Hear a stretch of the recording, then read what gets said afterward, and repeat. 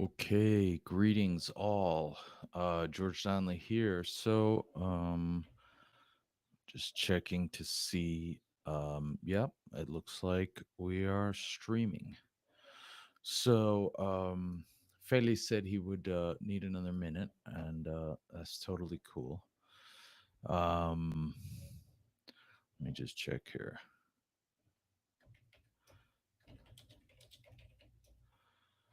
I should be joining any moment. Yeah, I think conversations like these are good, right? Where people are live and we can have, frank conversations. It kind of simulates, talking like humans have always talked, right? For millennia. Hello, Felix. How are you? Can you hear me? Not too much, but it's enough. Okay, cool. So, how are you doing today? Well, fine. Thank you. Thank you for the invitation. Do you hear me well? Yes, I can hear you fine. Actually, I invited you, but whatever. That's true. You did invite me, yeah. So, how's Venezuela these days? Currently, I'm at the Bitcoin headquarters with Chile. Look, there's Chile. You see her? No. Here, the dog. No, I haven't seen her yet. Oh, yeah. Cool. We're here, the Bitcoin Club headquarters in Maracay, Venezuela. We just arrived from the Bitcoin Cash Beach and checking out what's going on here and always making some payments with the merchants that we already onboarded at Barrio Bitcoin. So that's what I'm up to now. Cool. Very nice. Very nice. Yeah, I got a little burnt out on the whole local adoption thing, I have to say. Yeah, you disappeared. I'm not sure how to make it sustainable. Well, when the people have income with BCH, it becomes sustainable, right? Yeah. I think that's true. So yeah, for example, with Dash, when Dash was doing the series of conferences in Caracas, there was a lot of real Dash activity afterwards because they just kind of handed Dash out to everybody.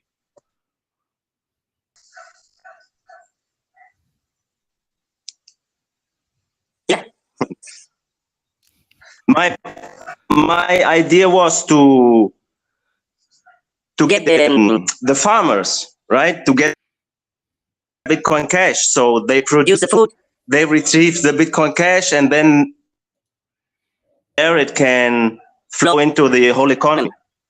That's what I'm actually. Yeah, that's interesting. There was a Dash project also aimed at kind of a similar idea. But yeah, there were a lot of the Dash projects had low accountability. So I don't even know what happened with that. What kind of reaction have you gotten from the farmers? Right now here at Barrio Bitcoin, the people are saying the guy who's actually making the inflow of the BCH, right? So they just it needs a lot of patience. It needs a lot of patience and job opportunities. Yeah. So you had mentioned an idea like about a messaging. Do you want to tell us about that idea? Yes, I will. But first, I would like to know, what did you do the past 2 years? So you disappeared something, and then they took over. BCH Latam was taken over by, who was that guy? Juan? Jose. Mm-hmm. And you now decide to come back and to get into coding. I was very surprised to see that you coding, and I would like to know what inspired you, and yeah, why you keep fighting for BCH? You're not exhausted. Yes, I am a little bit exhausted, but I took like maybe a year and a few months off as a sabbatical to, work on myself, reduce my stress levels, get into better shape, work on some some things in my private life that I was neglecting. And yeah, skill up on coding because I think that is the next. I think that's really where people who want to see global adoption need to focus.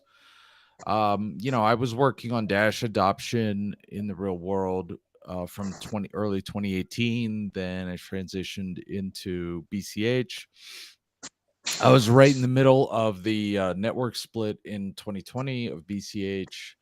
So I didn't realize it, but I was really burnt out. I was exhausted. So I needed to take that break.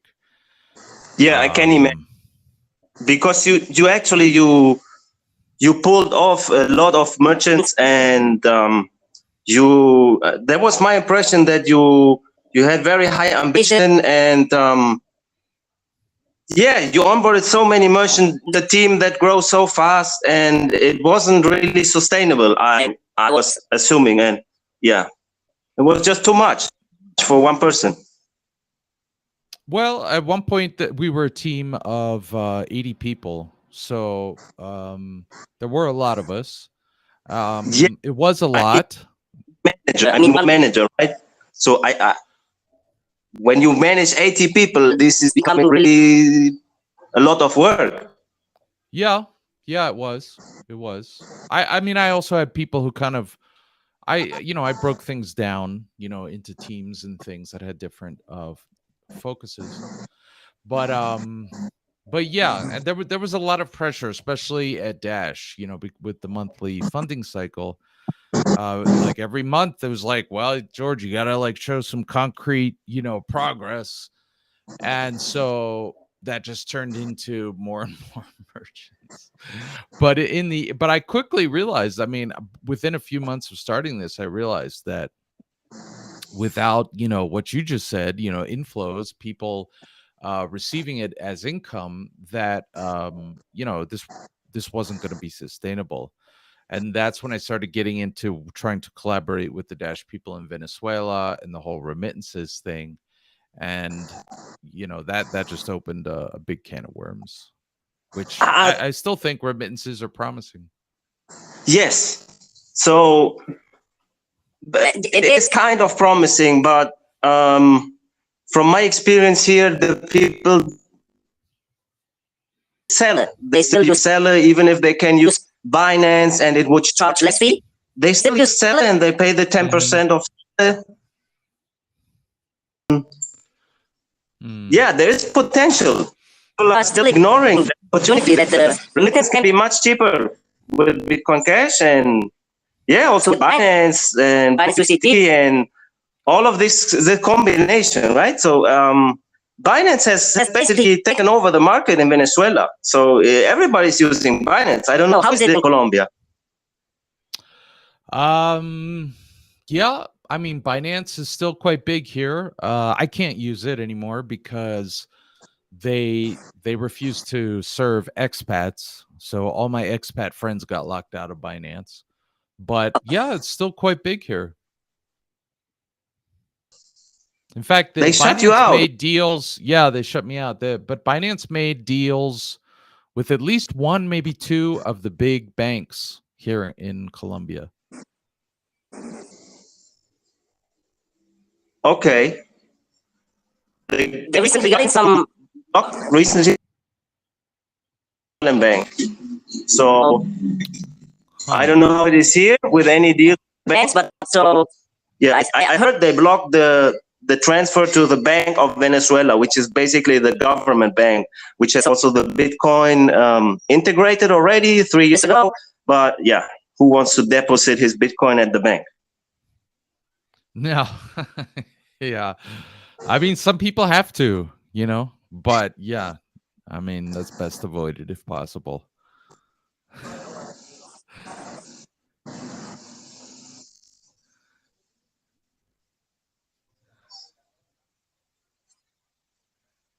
Are you still there? Can you hear me? I'm here. I'm waiting for you to lead the to lead the. Oh, sorry. Not so. I was giving you a space in case you wanted to say something, and I wasn't sure because you know the internet connection to Venezuela sometimes is an issue, so I wasn't sure if Yeah. It's actually much better this year. So it's also an important topic here in Venezuela that the population is ready to use digital money until now, but now they are. So every and internet has gotten into all the neighborhoods. It hasn't arrived at BCH Beach, but it's a small town, 500 people. So they use the telephone line, and all the telephone line, it has improved a lot during the past. I'm having now this video chat right here at the headquarters with the same, I'm using digital. So with the phone line, a private company, that is actually, so this year, it's starting to take off. Venezuela wasn't ready for BC, wasn't even ready for Dash. So in 2019, 2020, the people weren't ready. They didn't have the phones. They didn't have the internet connection. In my work in Venezuela with Adoption Venezuela, indeed there were. I mean, I don't know if I would say they weren't ready, but it was always an issue to have a decent internet connection, and we went so far as to buy like mobile routers to ensure at events that there would be a decent connection. Yes, that's what I do too. So I think one thing that we talked about before when we were setting up this call is that you suggested that I offered someone, I think he's in Nigeria. He expressed a little disappointment about some of the things that I said before I took my break, and you suggested that I read what I said on air. So I'll do that now. Yeah. Great. Okay, so I said to him, I guess Gideon is his name. I'm not sure. I said, I apologize. I was very discouraged. I was tired. I was burned out, and I was suffering from some depression and anxiety. So that's why I took a break. I went quiet it was almost 2 years. I mean, I was like a year and a half. And also to scale up as a coder and in project management, as well as to give time to personal matters I'd been neglecting. Awesome. That is very strong. A strong statement. Thanks. Yeah, I don't know. I wasn't really. I think I've been pretty vulnerable lately. I wasn't really able to do that before. Yeah, I had a bit of a rough childhood, and I've gone to therapy. I'm still doing some therapy, and yeah, it was very hard for me before to be vulnerable, really at all. So South American can be good therapy. I think they're so different here. I mean, in South America, people can express themselves anything about South America. About. Well, it looks like Feli's dropped out. Let's see if we can get him back.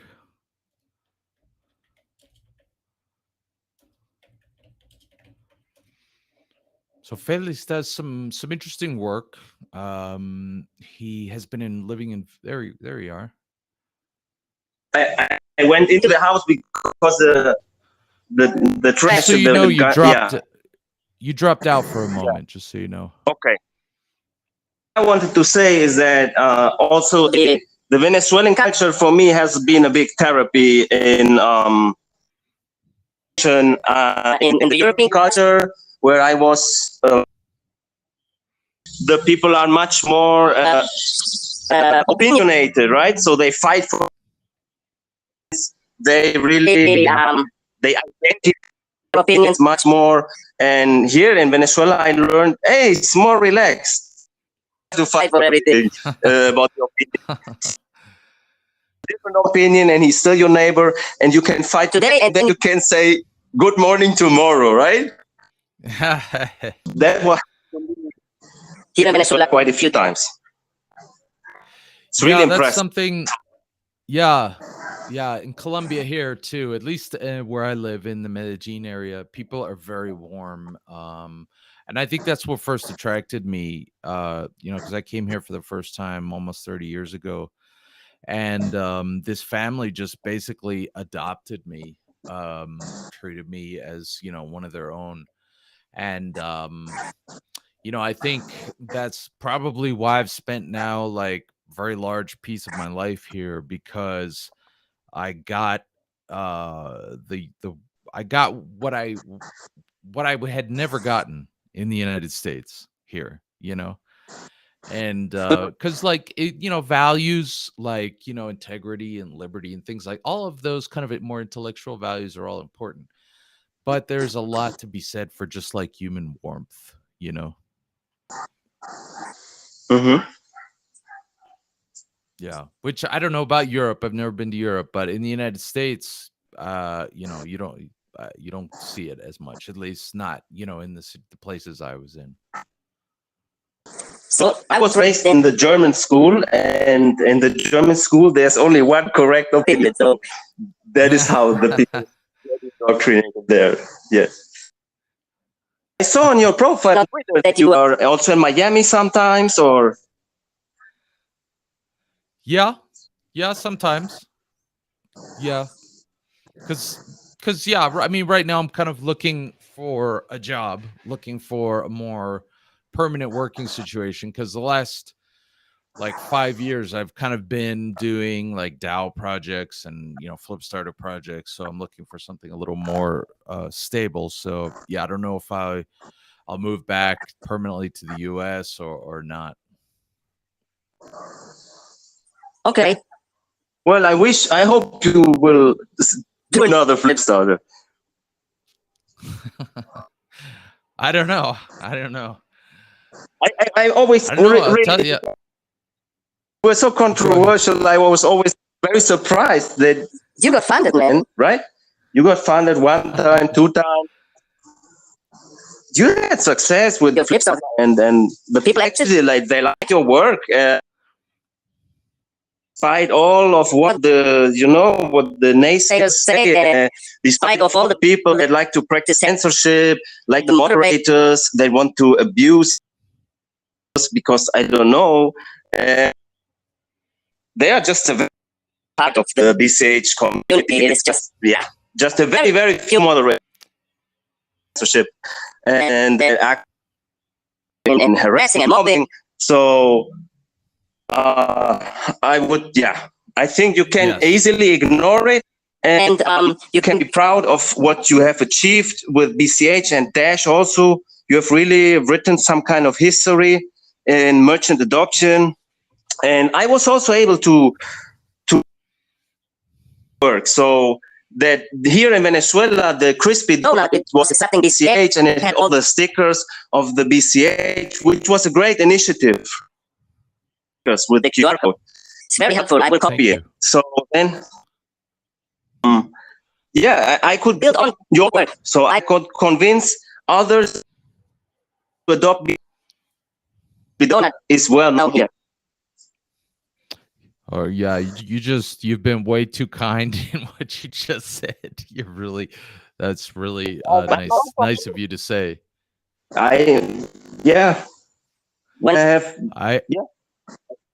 I have to give credit to Jose and the team in Venezuela, because they got crispy donuts, and I would have to check the database to see who exactly initiated that relationship, but I think it was a young woman photographer. I can't quite remember her name at the moment, which I hate because I love giving people credit, you know. But I think it might have been her that initiated that relationship with the chain. And indeed, I was amazed. I think Olga, maybe her name was Olga. I was amazed, you know, that they got crispy. Really cool. It's like kind of like Dunkin' Donuts, right? Really You've been big in there. here. I've never visited. Yeah, I visit everyone, not every crispy accepted at all times, and I did some reports, as you know, and but in total, great effort, in total, great progress, and it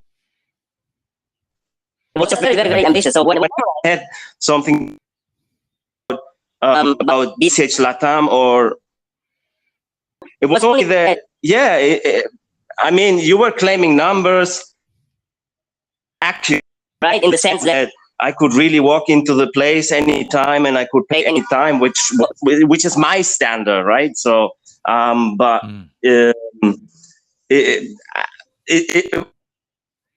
actually did the work, and you're one of the few that actually did the work. We had so many fake stars. I mean, like, what did Mark or Ryan giving? And I don't see anything from any list of merchants that they have onboarded or anything. You were the only one who really set up the website. You published all the Google links, all the addresses of all the places with photos. So that was really, really great work. Thank you. Thank you. Yeah, I've watched your work as well over the years, you know, even when you and I have quarreled and whatnot. And, you know, your videos and whatnot. And I've always found your work to be very genuine, you know. I like your videos, you know, and how you really, I think one time you affiliated like a fruit vendor to that Dash mobile, that Dash SMS wallet. Yeah, that was in Caracas 2019. A guy selling bananas on the street. Yeah, I thought that was very cool. I like that. You know, I like that kind of real stuff, you know. I actually lot on this opportunity that merchants which are working on the street, they don't have the point of sale of the banks, and it was really good for them to have a different way of receiving payment dash text. But I also realized it's really not sustainable. So the text messaging is dying out. It is not the way. I mean, yeah, and we have to make like a cut. We cannot like bring in like everybody from the right away. Some kind of right. They have to have a phone. They have to have good internet. They have to be wanting to use their phone. So these things later I focus more on. Yeah, it is hard. Yeah, I mean, people have to have a phone, you know, they have to be willing to buy some mobile data sometimes, or the merchants, you know, have to provide some mobile data sometimes. Yeah. Regarding, you know, people like Mark Falsan or Ryan, I don't know. I haven't followed their work closely. You know, I don't have anything negative to say about them really, because I just don't know. I haven't really paid attention. But I do, and I know that I think some people have submitted merchants to map.bitcoin.com, but like we submitted all of our merchants to map.bitcoin.com, and they were overwhelmed by that, and they rejected many legitimate merchants, you know. So I don't know if that map is really can really be counted on, you know. And also and bitcoin.com has been moving away from its BCH focus. You know, I've been very critical of them in the past. I'm not trying to hate on them. Like, they should do what's good for them. Yeah, there was something else you said that I wanted to comment on, and I've forgotten. Well, it will come back. So I will take the chance to say that what my issue with the map Bitcoin comics is that their database is not public. That is the only big issue I have with them. So you send the data to them, and it's not public. The process is not public. And yeah, I think it should be public so that everybody can use the data to build even better apps for all these merchants. So you have a map, right? At a Bitcoin map. I don't remember the URL, but how do you want to tell us about that? Well, it was actually the first Android app map for BCH, and when it started in 2018. By the way, you can read some kind of the history on the domain therealbitcoin.club. Therealbitcoin.club.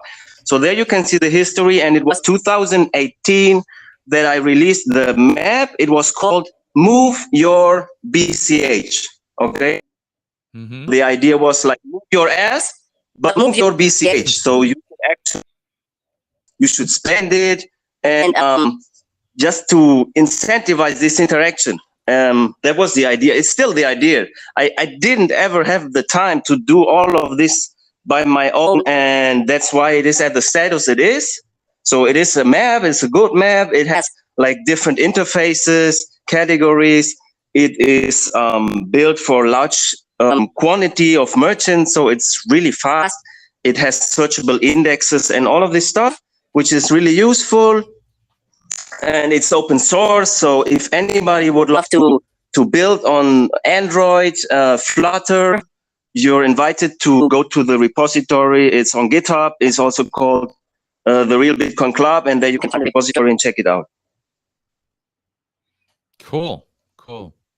Yeah, I also ended up building a map with Shomari Prince based on OpenStreetMaps. But I saw that. Okay, yeah, it's also sitting in a GitHub repo. Because you mentioned earlier about Jose taking over the project. When I took a break, I invited him to take over the project, and yeah, unfortunately, in the process, that got shut down. But that could always come back as well. Yes, absolutely. Yes, I would love to see you launch another Flipstarter. Definitely. Yeah. Thanks. We'll see. I don't know. Yeah, I mean, definitely, like, you know, my therapist has recommended at this point that like I step away from kind of the environment. Yeah. So I'm not sure what I'm gonna do. I have still a bunch of work pending from the Cash Tokens tutorial Flipstarter. I mean, I'm definitely gonna finish that. Yeah, wait. You got funded this Flipstarter. Yeah, what is that about? I didn't pay too much attention to these Cash Token videos. I didn't have too much time. I was building an outpost at the BCH beach. So I was really stressed. Cool. I was fighting with the guardians of the national park. They were saying I was not allowed to build. And then the town, they have some snakes, you know. There's some people that they have some xenophobia, and then they spread rumors and all of stuff. It was really intense. Now I realize it's always coming out better than before. It's really cool. Yeah, so I mean, that sounds like a lot of fun, actually. But yeah, that Flipstarter is about writing a series of tutorials and supporting developers as we all build with Cash Tokens, which is a pretty cool tech. I don't know if you know about it. Yes. I was actually also very grateful that the dry Samer, it's Bit Jason on Twitter, that me what I would think about the cash tokens before it was launched. All the participants of BCH, like 500 shareholders, an email and asked, "Hey, what do you think about cash tokens? Do you approve it?" So that's how I learned about cash tokens, and I also have some of the gurus. Yeah, so I'm keeping Cool. up to date. And this series, there's a car passing. This in English, right? The tutorials. So yeah. Why? Why not Spanish? Well, if I have time, I'll try to make them available in Spanish as well.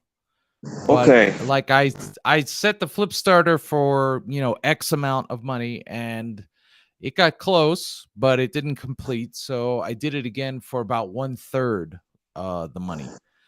So I'm already kind of doing it at a very, a deeply reduced price. So I don't know if, I mean, maybe I can find an AI tool to run the tutorials through it, and then I can just proofread it, Absolutely. You're the kind of guy to AI. Yes. That sounds good. Yeah, AI can give lots of power to BCH if the people get into it, and yeah. About the Spanish, because actually here in Barrio Bitcoin, I have people that want to learn the coding, that are really going into it, that they go on a cash rain, they receive cash rain, and then they tell me, "Wow, I won a cash." Like, okay, I never thought that would really take off this way, but there are people that want to get into it. I think it's more bigger opportunity if you produce Spanish content. I think. Yeah. And the English I would like to. Investors, it's a little bit of a pity, because when you make the Spanish content, there are not so many Spanish investors that want to fund it, right? But that's the issue that we have. Yeah, it's true. During this whole work, these last few years, I've noticed there's a big, like, all of the people who are willing to fund things or vote to fund things are English speakers or Europeans, right? But then the people that, we want to adopt it or to build things or to, get involved are not, right? They speak another language mostly. And then to bridge the communication gap, because so many of our videos we are in Spanish, and then so people are like, "Oh, it's in Spanish, I don't understand it," and so then maybe they don't fully appreciate the value, and then funding becomes an issue. And I've seen this happen to many projects. I think it's even harder for people whose first language is Spanish, like that I've seen doing projects in like the Dash and BCH ecosystems, because they don't have the fluidity of communicating in English that I do. Yes. I was very surprised right now when I saw the latest of there's this guy elbitcoin.org, Machamalo. So there's the guy in Argentina, and he has the podcast, and there was Jeremy on the podcast, the Jeremy from the BCH podcast, and he started studying Spanish, and he made the whole show. They made it in Spanish, so that was very beautiful to see. Sweet, that's great. So maybe Jeremy will also produce some Spanish content in 1-2 years. Who knows? That'd be great. Yeah. I mean, there are several hundred million, Spanish speakers who are in places that, have all kinds of financial limits. I mean, just like the hyperinflation in Argentina, but also there's been, a high level of inflation across all of Latin America, since 2020 or even before, especially here in Colombia. Like even in 2018, I remember inflation was like 18% that year, and it's only gotten worse. I mean, the Colombian peso, when I first came here 30 years ago was like 1,200 to the dollar, and today it's like 4,000. You know, and that's not good for people. You know. Yeah. So Yeah, I see. Also, yeah, we have much more opportunity in the Spanish area, and it's really important. I think the Spanish one. yeah, and I think Latin America is in a sweet spot because, you know, no offense to the fine people promoting BCH in Africa and whatnot, but like Latin America is closer to a middle income, right? So they have more like electrical and internet infrastructure. More people have phones, they have computers at home, right? So they're more able to take advantage, I think, of the opportunities. I didn't know that. Not even in Nigeria is similar, or Nigeria is similar, because you had some context to Nigeria, right? I did have somebody working with us in Nigeria briefly. Yeah. And he's still involved in BCH, actually. Is it right? No. No. No. Although Narain is still active, you know, and we talk from time to time. But damn, I'm not finding him. I know his Twitter name. Or kind of. Yeah, I'm not sure. Maybe I'll find him here in a minute. But I think there's enormous potential in Africa as well. I just think that Latin America is a little bit better positioned for the moment. They're a little bit wealthier. You know, the infrastructure is a little better. And also in Africa, I think there's more of a variety of languages, you know, whereas you have 300 million people who speak Spanish. You know, yes, that's a large market. Yes. Yeah. You have any more topics? Because I have to leave soon. I think we covered a lot. I think this is a great conversation. You know, maybe we can do it again soon. Yeah, not too soon, but actually, no, because actually I don't have time. I have waiting. I want to appear also with the on Majamal. We are so many weeks, and I was so stressed, and I just saw this opportunity that you got this issue with the censorship, and I'm really I'm pro free speech. So I just wanted to know how are you, and just welcome you back, and thank you. Yeah, I'm glad we've had this conversation because I know we've had a little bit of you know, disagreement in the past. So you know, and during that time, I've admired, you know, the work that you've done. So I'm glad that we're on good terms again. And indeed, I've been disappointed by the censorship, especially in RBTC. Yeah, it's really an issue. The censorship is an issue, and it is actually the only drama, right? So actually, the moderators that are practicing the censorship, they are causing, and then they blame the guy they censor that they would be causing the drama, right? If you just let the people speak freely, then nothing is going to happen. Let them speak, and don't take everything so serious, and just let's grow together and make mistakes together and whatever. And if one day you have a bad day, you're okay.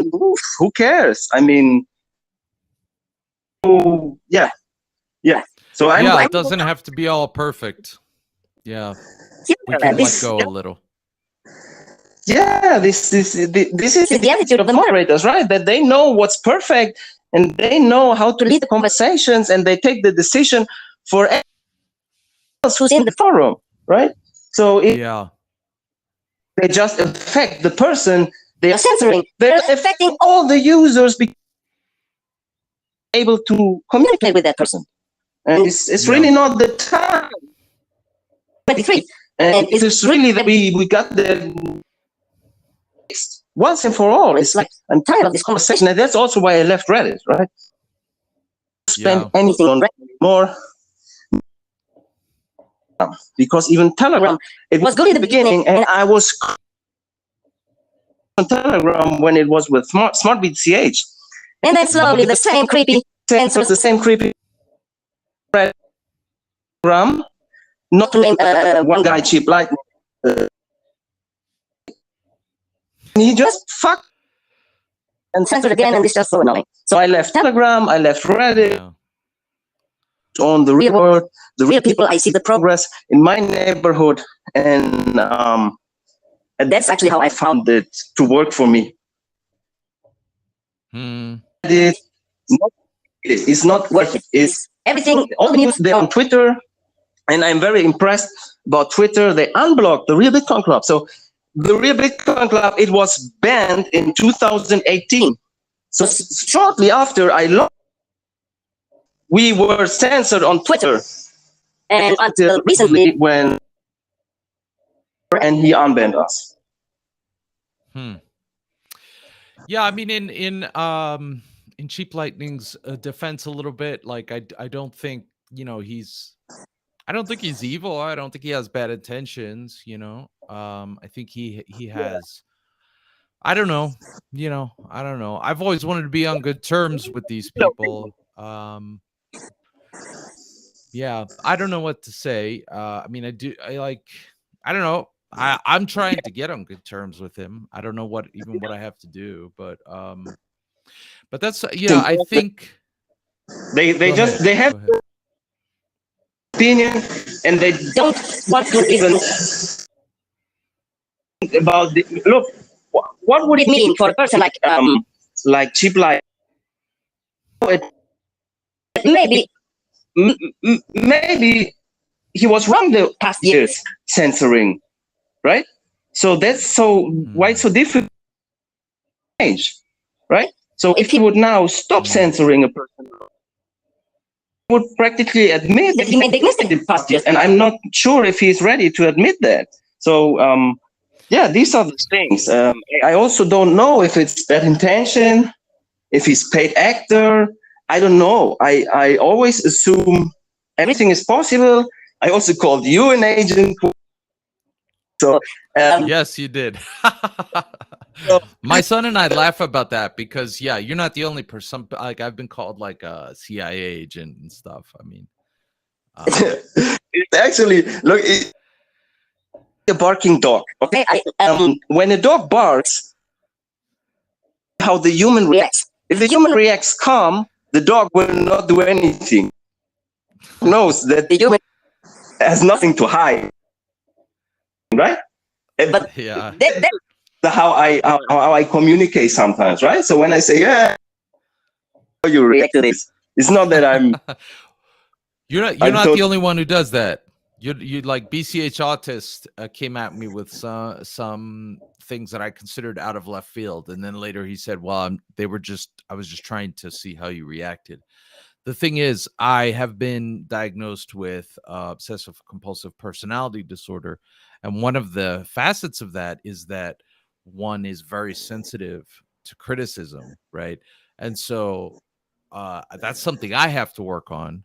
That I have been working on. I'm going to continue working on, such that I don't overreact, like when people say things like that, because I have done that in the past. Maybe I'm still doing it in the present, you know. Yeah, me too. Sometimes I overreact. Yeah, sometimes I get into the egos, and yeah, yeah, me too. Yeah.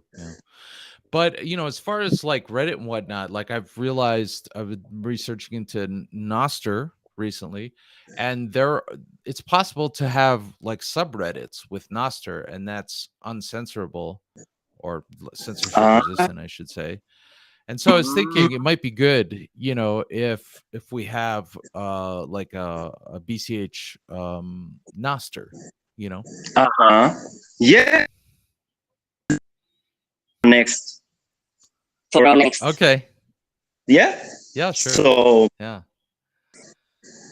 that's a great topic. How we can progress from here, build something great, maybe, and maybe get you back on board and do some great open source project. Yeah. All right. Well, I know you got to go, right? Yeah, I have to go, really. Well, I just want to say thank you, Felix. I've really enjoyed this conversation with you. I'm glad that we're talking. I like that a lot. So thank you. Thank you. And I hope you have a great day. And also, your video is not finished uploading, so maybe if you can leave it, Okay, 77%. Yeah, so maybe if you can leave it, you can turn off your cam and your mic if you want, but if you can just leave the app on for a minute. Okay. Leave the phone here in the place where it has good connection. Okay.